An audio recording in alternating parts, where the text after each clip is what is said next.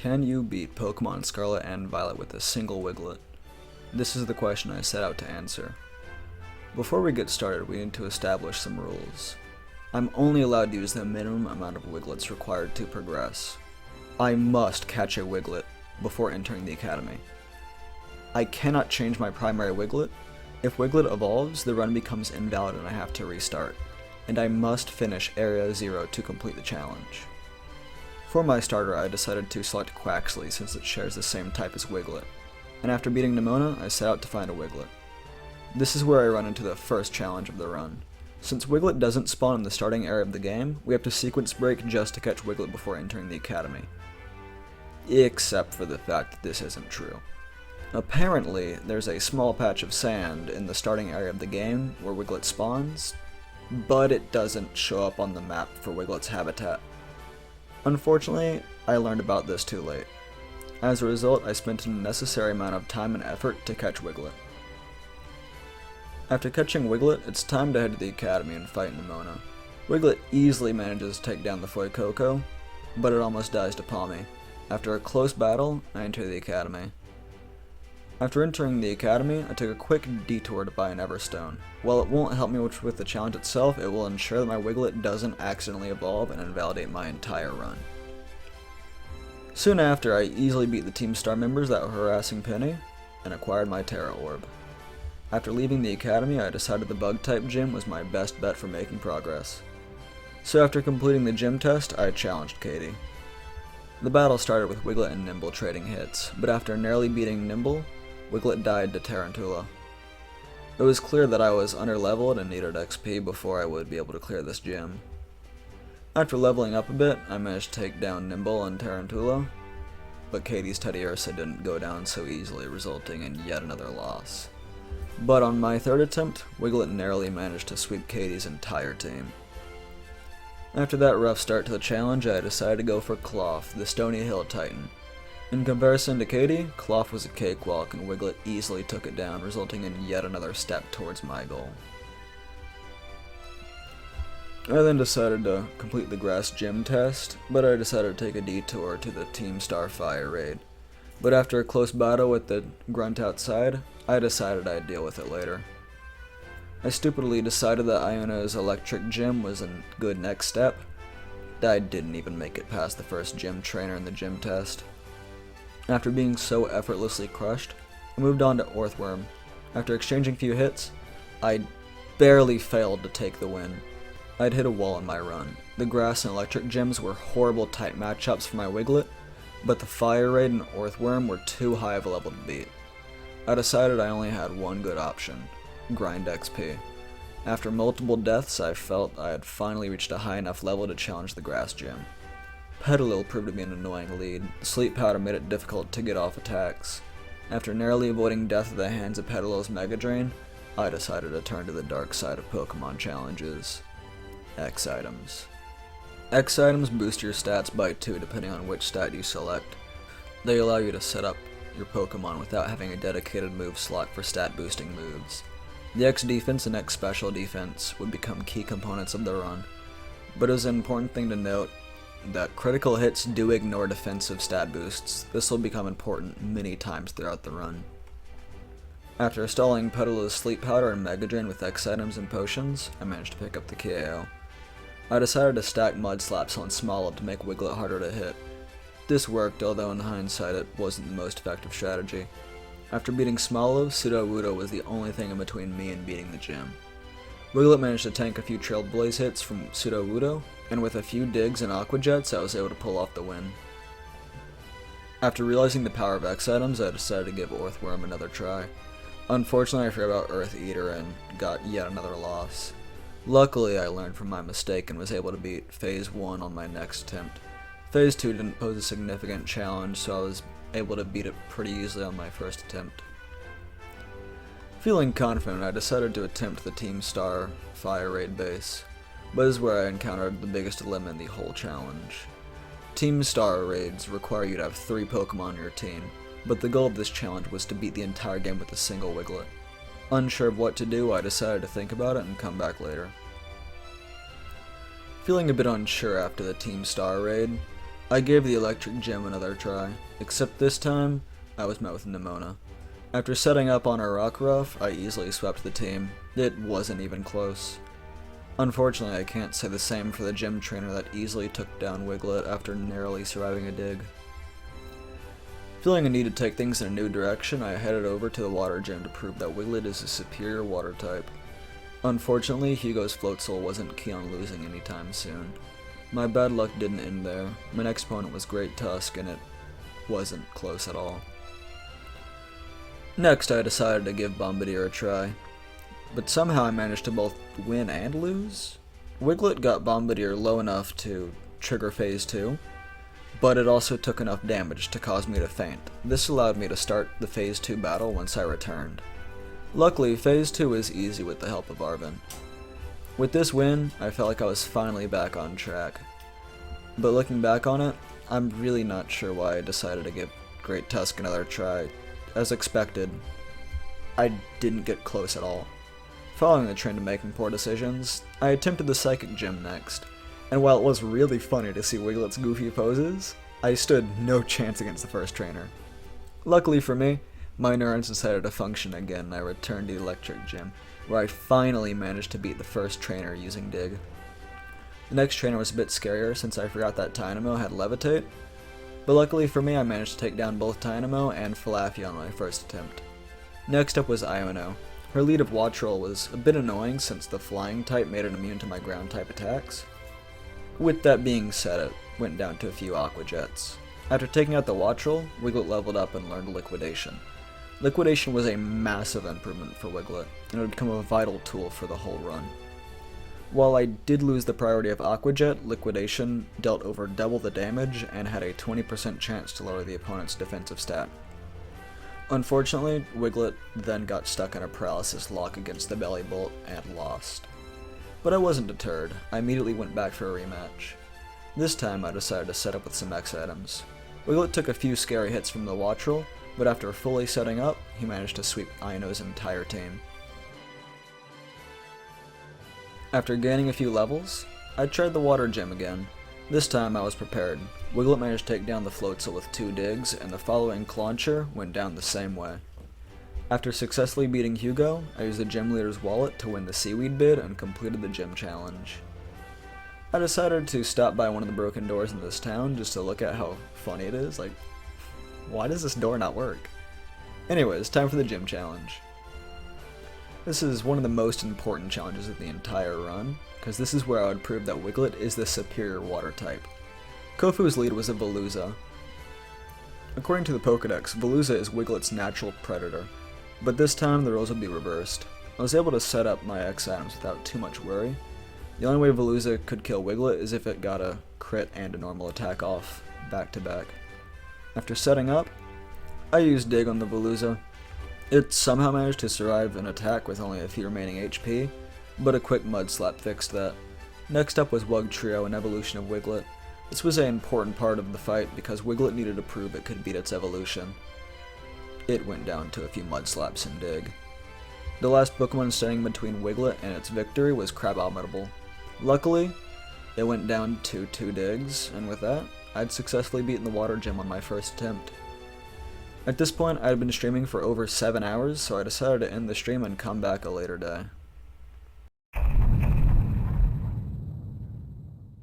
In between streams, I had been thinking of how to solve the Team Star issue. After some thinking, I decided the best way to complete the Team Star raid, while also keeping the spirit of the challenge, was to capture 2 underleveled Wigletts, to meet the 3 Pokemon minimum.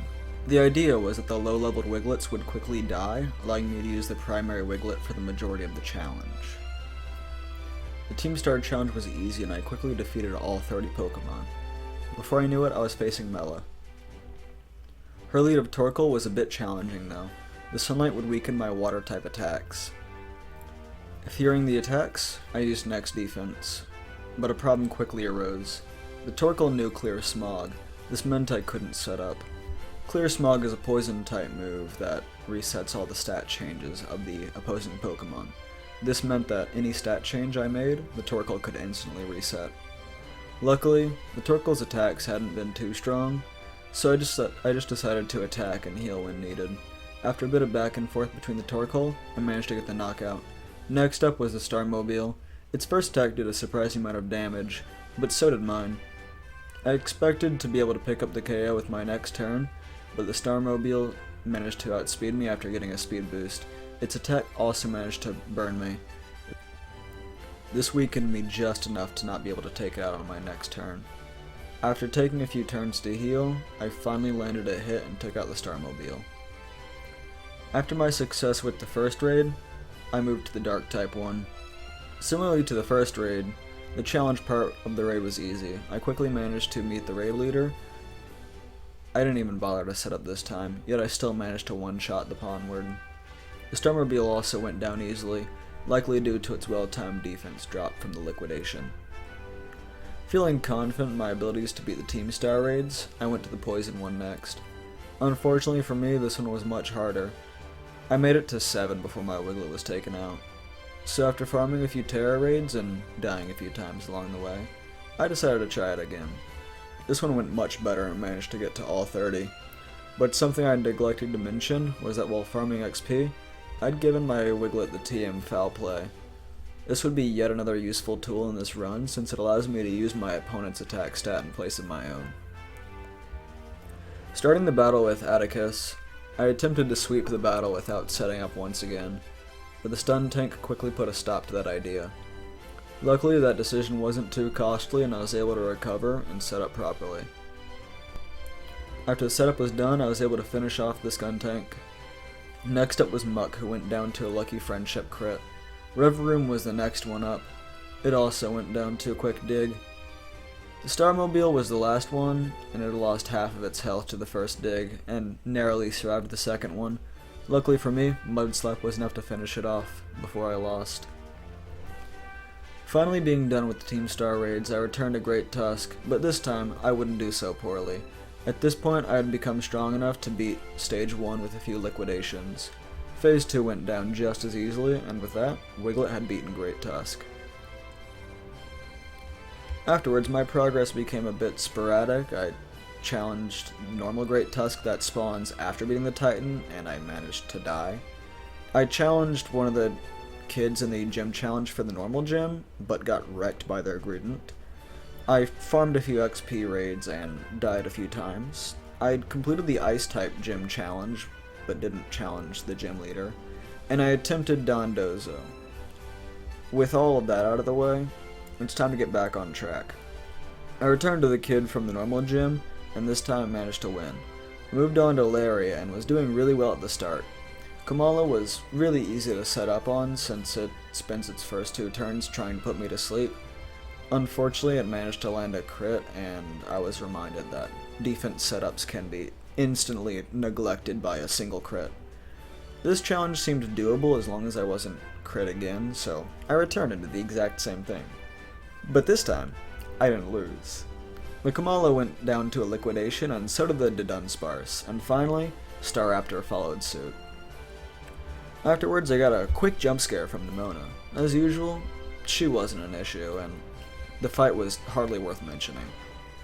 I was able to get into a good swing of this challenge. I was finally getting comfortable with my team, and I was getting more knowledgeable on my tools and strategies. So I decided to put myself to the test once more by attempting the Psychic-type gym. The first trainer went down to a few foul plays, but the second one was a bit harder. Grumpig managed to survive the first foul play, but went down to the second. Medicham tanked the foul play hit, but it went down to liquidation. Unfortunately, the Indeedee survived the foul play and managed to take down my Wiglett.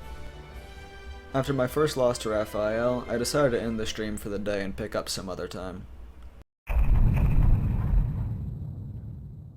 After doing a bit of XP grinding, I returned to Raphael. My second attempt went much better. After dealing a good amount of damage, the Grumpig used Rest. I was able to abuse the free turns and set up with some X items. The Medicham was a bit harder. It got me down to 1 HP, but I was able to use Dig to force it to miss the second high jump kick, and it went down to the Dig immediately after. Unfortunately, I wasn't able to one-hit the Indeedee, and I once again failed the battle. Raphael was starting to become my arch nemesis in this challenge. I really struggled with this fight. I tried again for the 3rd time, and I managed to get Indeedee down to a sliver of health, but I once again failed. At this point, I was getting kinda tired of Raphael, and I decided to try my odds with Dondozo. Miraculously, I was able to take down Dondozo with only a few X defenses and potions.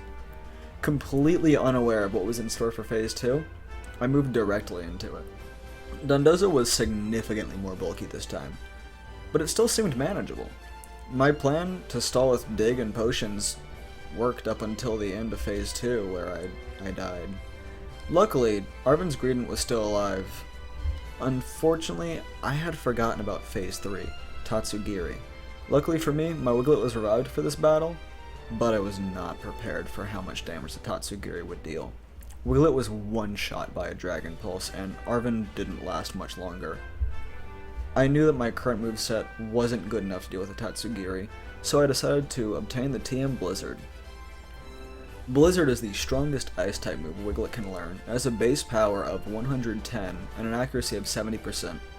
It wasn't the most reliable, and Wiglett's special attack was worse than its physical, but it was my best shot at winning this fight.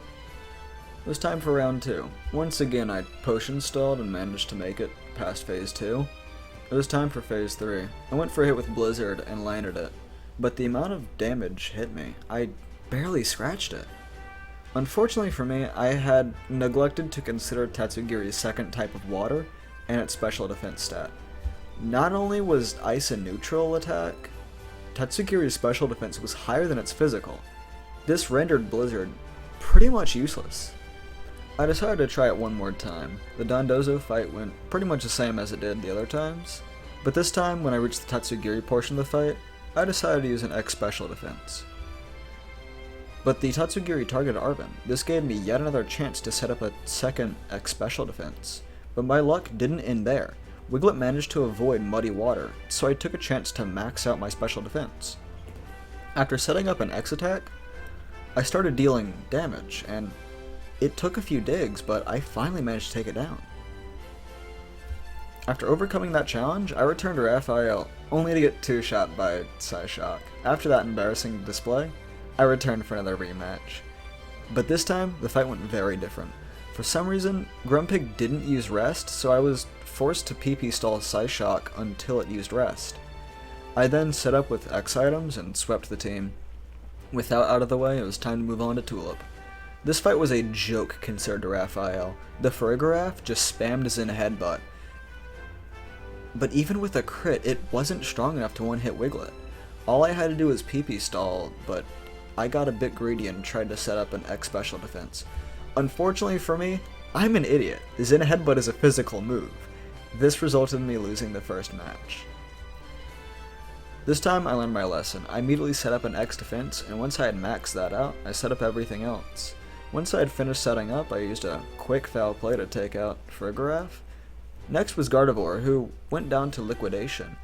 Espather was last, and a few foul plays managed to take it down. Afterwards, I was forced into yet another fight with Nemona. I, once again, very easily swept her team without even needing to set up with X items. Next up was the Ghost Gym. Unfortunately, it has a minimum of 2 Pokemon, so I had to bring a second Wiglett with me. Luckily, I was able to beat the challenge without much of an effort. Now it was on to Rhyme. My plan going into this match was try and win without setting up. Since this gym is a double battle, I was worried about Wiglett getting double targeted. Another unique mechanic to this gym is that when you pick up a KO or use a super effective move, the audience boosts your stats anyways, so I felt like I would be able to win without setting up. I started the game by using Blizzard on Mimikyu and Banette. Remember how Blizzard was useless earlier? This is where it redeems itself. While Blizzard doesn't have the best accuracy, it has a chance of freezing the enemy Pokemon, and it hits both opposing Pokemon on the field in a double battle. The Blizzard managed to freeze Banette, and it broke Mimikyu's disguise. Unfortunately for me, since Rhyme gets a free kill on my second Wiglett, that means that our team got a stat boost. While Banette was frozen, I traded a few hits with Mimikyu until it got KO'd. After picking up the KO, I got a stat boost for my audience. Next up was Houndstone. I decided my best move was Foul Play. Unfortunately, it just narrowly survived. Luckily for me, using my Terra also gave me a stat boost. Since I wasn't able to one-hit Houndstone after it used a Phantom Force, I took the KO on the Banette, which resulted in yet another stat boost. Unfortunately for me, the next Pokemon up was Toxtricity. Knowing that I couldn't survive an attack from Toxtricity or Houndstone, I attempted to take the double KO with Blizzard. Unfortunately, the Toxtricity avoided the attack and I lost the battle. My plan for attempt 2 was very different. This time, I tried to set up as quickly as possible. I started by using an X defense on my Wiglett, but then I noticed I can use the action from my second Wiglett to use an X item on my main Wiglett. After an uneventful second turn, I used Foul Play to take out the Banette, and the next turn I was able to take out the Houndstone with another Foul Play. I tried Foul Play again on the Toxtricity, but it survived and I died to a Discharge. My third attempt started exactly the same as the second, but this time I used an X attack on my second turn, and another on my third. After a few blizzards, I was able to get the Banette low, and Mimikyu went down to a dig. Houndstone came out, and I tried to take it down with a Foul Play, but it barely survived and disappeared with a Phantom Force. Next turn, I used an X special defense while I was waiting for Houndstone to resurface, and I narrowly survived a crit from the Houndstone's Phantom Force. I decided to heal since I was at 1 HP, which unfortunately gave the Houndstone another chance to disappear. Since I couldn't hit the Houndstone, I used another X special defense, but then I used a Dire hit. Honestly, I'm not sure why I didn't just go for the hit. After healing and letting Houndstone resurface, I went for a Blizzard and took the double KO. Toxtricity came out, and I used Dig since I forgot that it was Terra Ghost and Dig would no longer be super effective. Despite my mistake, I managed to land a crit and take the KO, and with that, I had beat the Ghost Gym. Next up was the Ice Gym. Since I had beat the challenge earlier, I was able to walk right in and face Garusha. At this point, I had been worried about the Ice Gym until I remembered that Ice didn't resist the Water type attacks.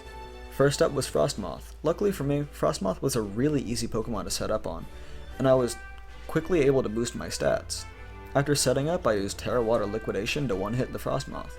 Next up was Beartic, who also went down to Liquidation. Titan was also one hit by Liquidation. Last up was Altaria, who likewise also went down to a single Liquidation. I'd successfully done a very clean sweep of the Ice Gym on my very first attempt. And after that successful performance, I decided to end the stream and continue the challenge another time.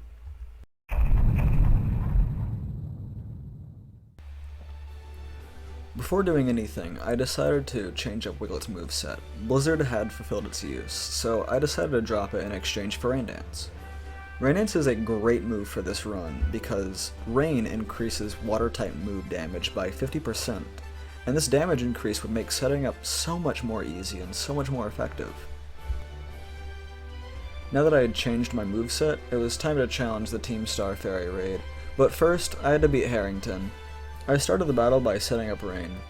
This allowed me to use Liquidation to sweep without even needing to use X items.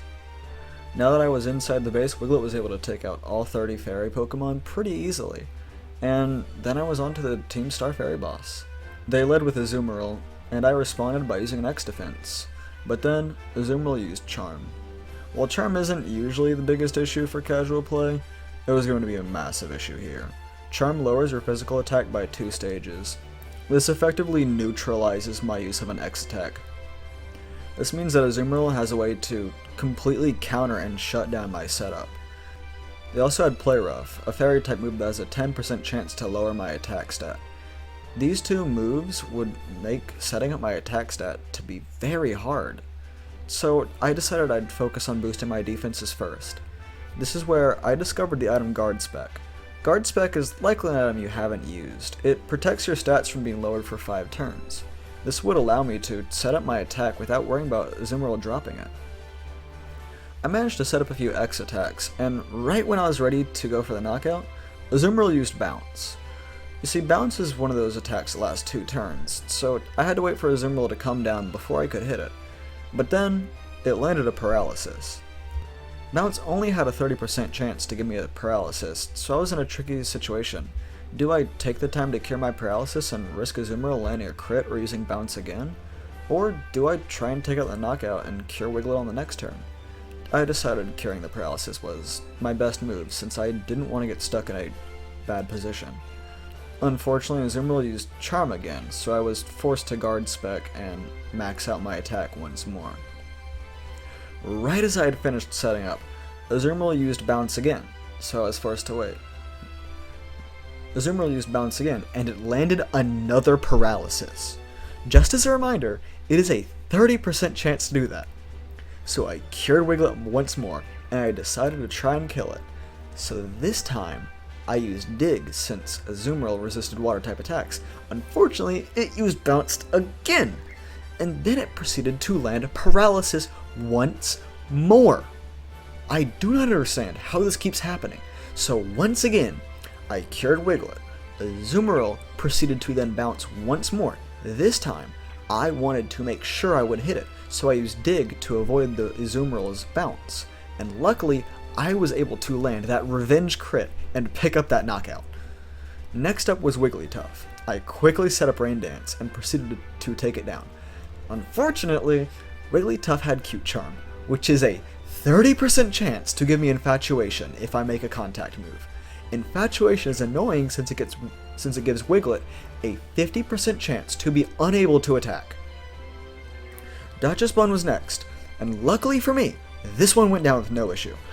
Last up was the Starmobile, who went down to one hit from Wiglett. I had somehow managed to beat that nightmare of a fight on my first attempt, and I was ready to move on. My next move was to take a small break and have a picnic with Wiglett. Not only was this super cute, but it increased Wiglett's friendship stat, which allowed him to dodge moves and land more crits. Afterwards, I moved on to the Team Star fighting raid. I managed to take down Krogunk with a Dig, but Primeape took surprisingly little amount of damage from foul play.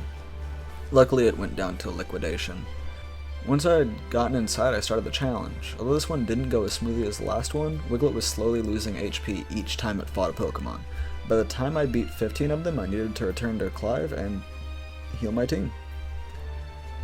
I then had to heal once again at 25.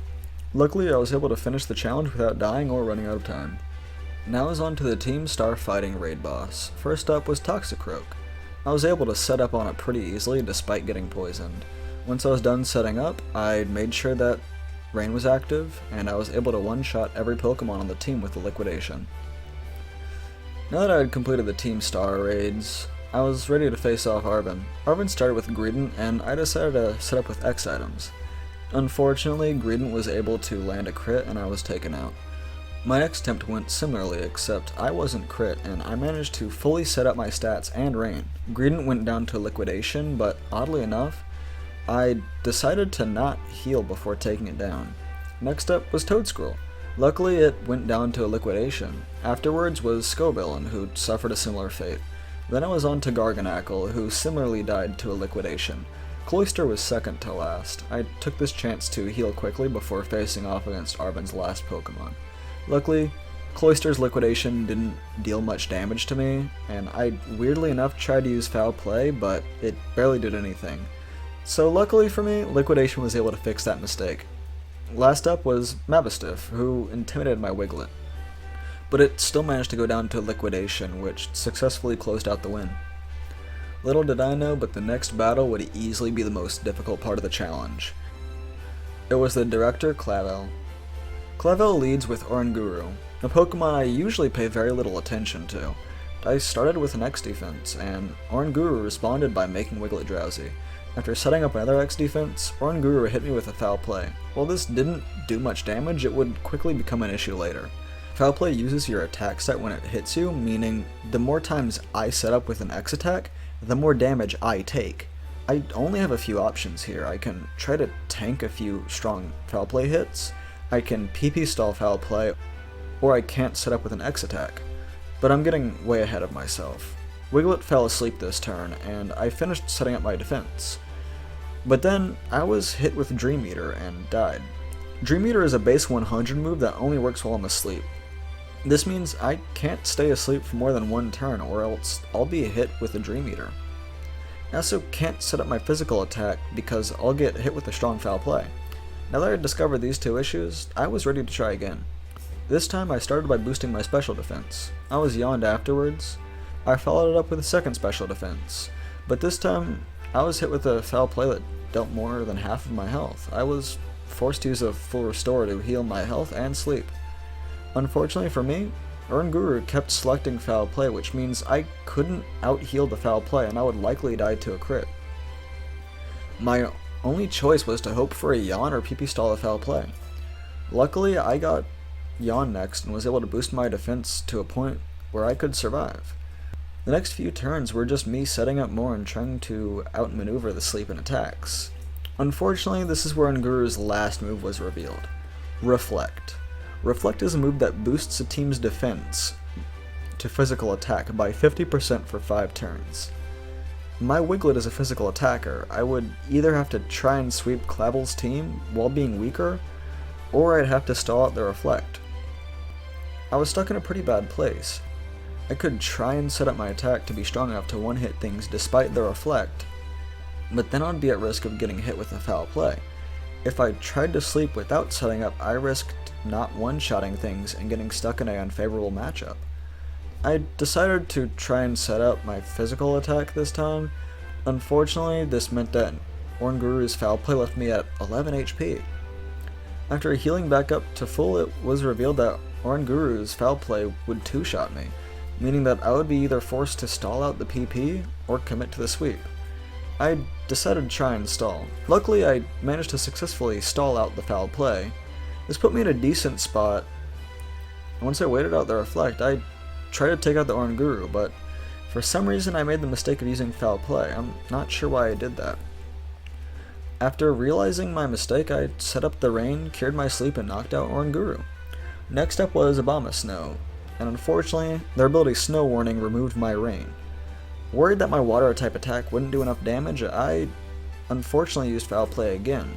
This proved to be a mistake as it barely dealt any damage and allowed Abomasnow to set up Aurora Veil. For the purposes of this battle, Aurora Veil would offer the same effect as Reflect. I decided to clear the snow by using Rain Dance. This is useful since it boosts my water attacks and removes the 50% defense boost ice types receive in the snow. I decided to try and heal next since Abomasnow's Wood Hammer only dealt half my health and gave recoil, so ideally I could end this with Abomasnow going down to recoil damage. Unfortunately, with one Wood Hammer worth of health left, Abomasnow landed a crit and took my Wiglett down.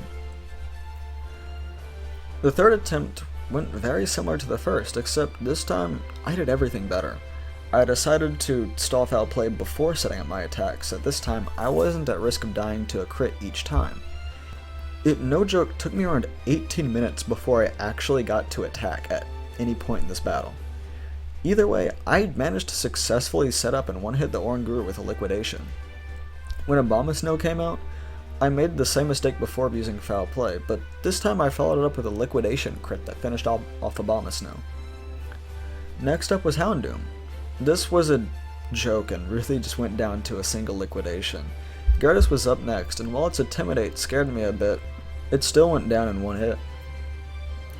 Poltergeist was next. I decided to set up Rain here to regain my water type boost, but unfortunately I was hit by a burn. Not only does a burn slowly chip away my health, it reduces my physical attacks by 50%. Luckily, Aurora Veil had worn off, and I was able to cure the burn. Afterwards, I was able to take Poltergeist down with liquidation. Last up was Meowscarada. Luckily, all of my stat boosts allowed liquidation to take that down too. And with that, I had completed the hardest battle in this challenge, but it wasn't over. It was now time to face Penny. Penny led with Umbreon, whose Dark Pulse was a bit scary at first, but I managed to prevent myself from being two-shot by using an X special defense. Unfortunately for me, Umbreon knew Baby Doll Eyes. This would make setting up a bit annoying, but luckily Umbreon wasn't threatening any kills on me, so I was fairly safe. After setting up for a bit, I went for the sweep. Umbreon went down to a liquidation after I set up the rain, same for Jolteon, Leafeon, and especially Flareon. Vaporeon was surprisingly able to slow me down. Vaporeon has the ability Water Absorb, which allows it to take no damage from water type attacks. Unfortunately for it wasn't dealing too much damage to me, and it went down to me spamming foul play. Last up was Sylveon, who also went down to a liquidation. With that easy battle over, it was time to move on to Elite Four. After passing the test, I was on to Rika. I started with an X defense, but I was hit with an Earth Power that dealt over half my health. Feeling confident that I would survive a second after another boost, I used yet another X defense.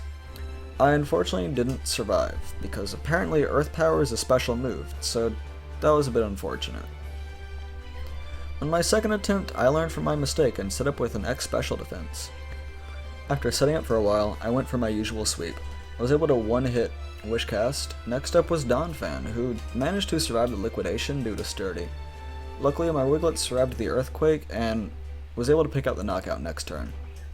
Dugtrio was next, and with Wiglett just being the better version of Diglett, this wasn't an issue either. Next was Camerupt, who was also one hit with liquidation.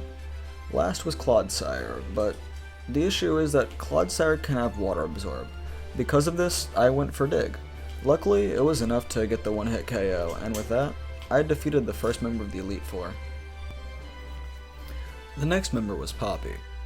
For this battle, I made a weird decision of dropping Rain Dance in favor of Protect. In hindsight, I can't justify this. I don't even think I explained it in the recording. Poppy's first Pokemon was Copperajah. I decided to try and set up my physical defense, but it dealt more damage than I had hoped. I tried healing, but unfortunately the next move was a crit, and with that, I had lost the battle. Realizing that my stats weren't good enough for this battle, I went to buy some bottle caps. This allowed me to max out my HP, attack, defense, and special defense stats. My next choice was to relearn Rain Dance, since I thought it would be more useful than Protect. Lastly, I decided to get Wiglett up to level 100. Now that it was level 100, I didn't have to use the Everstone anymore, and I was able to give it a Mystical Water. I was ready to try the Elite Four again. Since I already beat Rika, I won't be going over that battle again. Now that I was about to face Poppy, I realized that Foul Play hadn't been doing me much good for a while, so I dropped it for Protect. Looking back, it probably wouldn't do me much good either. Luckily for me, I was able to dodge the first Play Rough. This put me in a great spot to be able to set up 2 X defenses without taking any damage. This was all the lead I really needed to be able to fully set up the rest of my stats. After fully setting up, I was able to one-shot with Liquidation. Next up was Magnezone. I was a bit worried about this one, so I decided to go for a Dig. Unfortunately, Sturdy allowed it to survive, and it set up a Light Screen, which, luckily for me, wouldn't do much against my Wiglett. It also landed a Discharge. Luckily for me, the Discharge didn't do very much damage. I was able to pick up the knockout next turn. Corviknight was next. I decided to put up Rain while Corviknight boosted its defense. Unfortunately for them, it wasn't enough, and they went down to a Liquidation. Bronzong was next, but it too went down to a Liquidation. Tinkaton was last, but it really stood no chance against Wiglett's Liquidation. And with that, I'd beaten the second member of the Elite Four. Next up was Larry. Larry led with Tropicus, but while the typing was a negative matchup, I managed to use an X defense for free while it set up the Sun. The Tropius was obviously going for a one-turn Solar Beam, so I responded by setting up Rain to give myself another turn. I then protected myself from Solar Beam.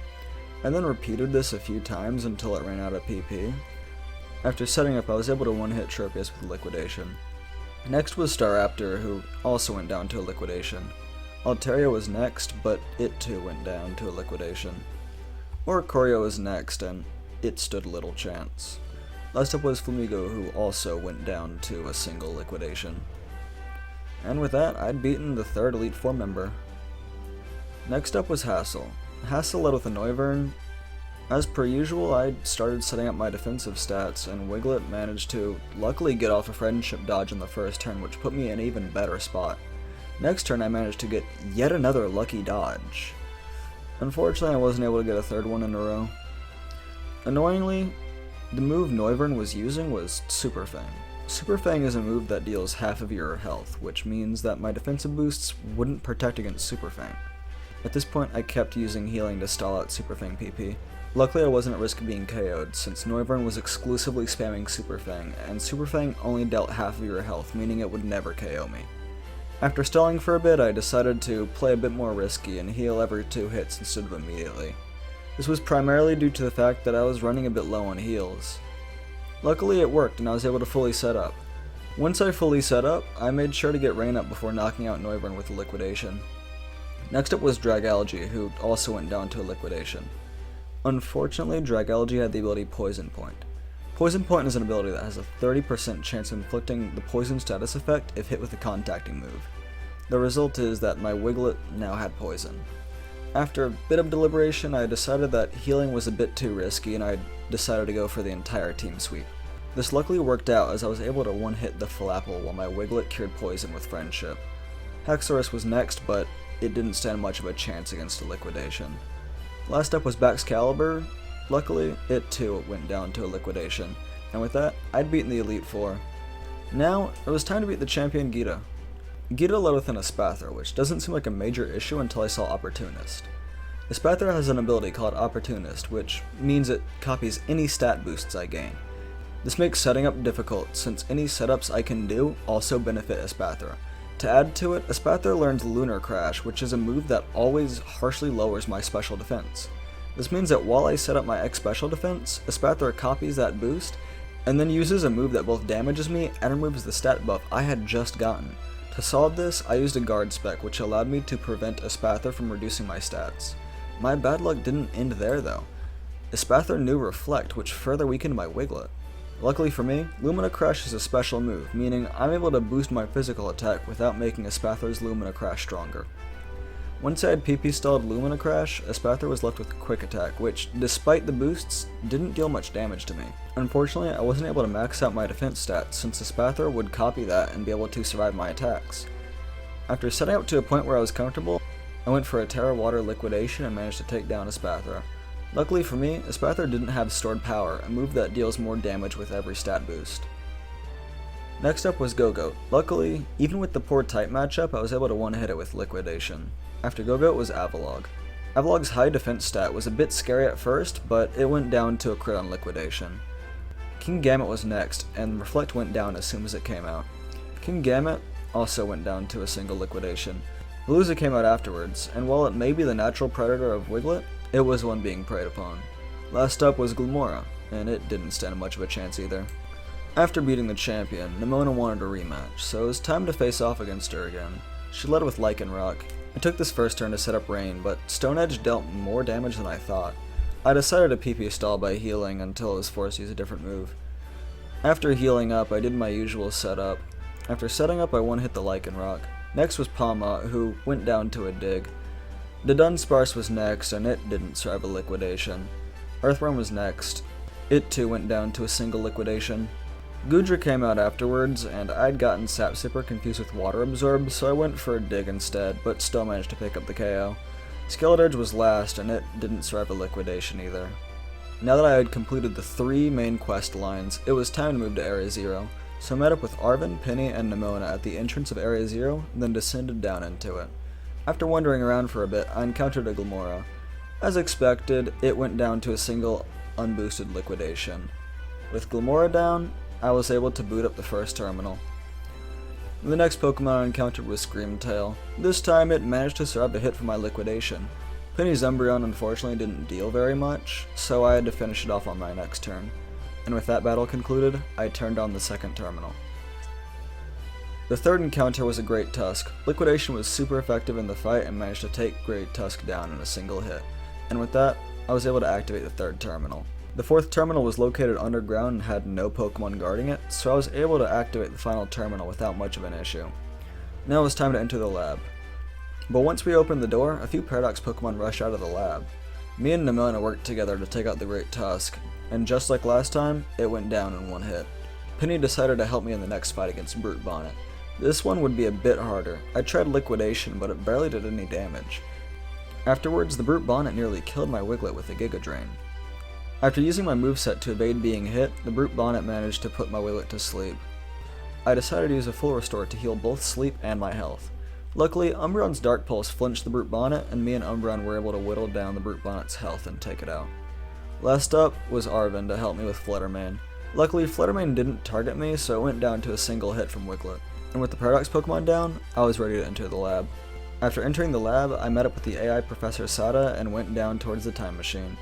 As I went to shut down the time machine, Sada's defense protocol was activated, which means it's time for the final battle of the challenge. AI Sada led with Slitherwing. I began to set up my defense, but I quickly noticed an issue. Slitherwing's attacks were dropping my attack and speed stats. This would make setting up take longer since these two stats were the primary stats that influenced my ability to sweep teams. After a bit more boosting, Slitherwing landed a crit which almost took out Wiglett, but he luckily survived with 14 HP. Unfortunately, Slitherwing landed another crit a few turns later that managed to take down Wiglett. The start went very similar to attempt 1, although in hindsight, I should have used guard spec to prevent my stats from being lowered so often. After boosting my stats, I set up right and used liquidation. Fluttermane came out next. Unfortunately, Fluttermane outsped my Wiglett and landed a Thunderbolt, but it was luckily not enough to knock out my Wiglett. In return, my Wiglett one-shot it with a liquidation. Sandy Shocks was my next opponent.